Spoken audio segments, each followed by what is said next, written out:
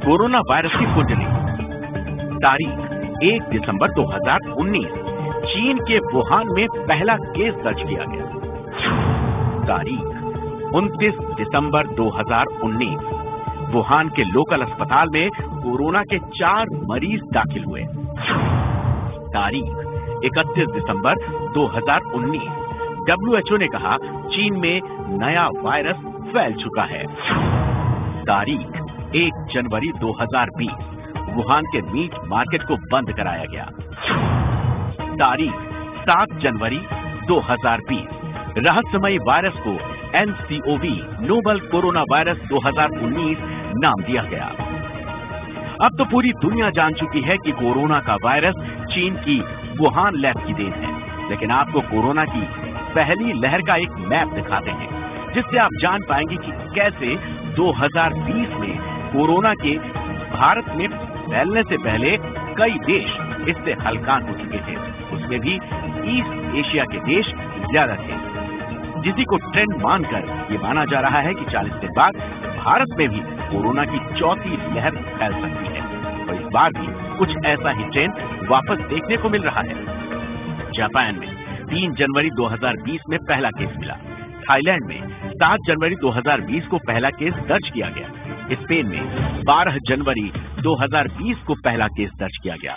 दक्षिण कोरिया में 14 जनवरी 2020 में पहला केस रिपोर्ट किया गया। अमेरिका में 16 जनवरी 2020 को पहला केस रिपोर्ट हुआ और भारत में 30 जनवरी 2020 को पहला केस रिपोर्ट किया गया था। जाड़ा है, मौसम की मार है, न्यू ईयर का फंक्शंस हैं, पार्टीज हैं और आगे आने वाले दिनों में इंटरनेशनल ट्रैफिक से कोविड की आमद है।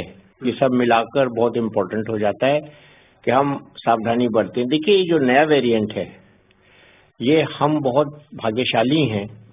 भारतवर्ष के लोगों में ये तेजी से नहीं फैल रहा है। जिस तेजी से चाइना में, जापान में और पड़ोस के मुल्कों में, यूएस में, ब्राजील में फैला है, जापान में फैला है, इंडिया में ये स्लोली फैल रहा है। और स्लोली फैलने का कारण ये है कि हमने बहुत बड़ी तादाद में सेकेंड वेव में और उसके बाद हर्ड इम्यूनिटी एक्वायर की है।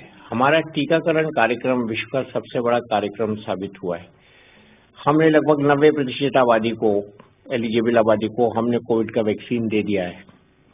हमारे बच्चों का रिस्क भी कम है, उनको BCG के संदर्भ में हम बात करते हैं। इस तरह से कुल मिलाकर हमारे अंदर इम्यूनिटी जो है वो दोनों तरह की है, वैक्सीन वाली इम्यूनिटी भी है और हर्ड इम्यूनिटी भी है। कोरोना की चौथी लहर की जो चर्चा लगातार चल रही है, वो ये कह रही है कि 2019 में भी कोरोना ने सबसे पहले ईस्ट एशिया में ही तबाही मचाई थी। इसके बाद ये वायरस यूरोप और अमेरिका होता हुआ भारत पहुंचा था।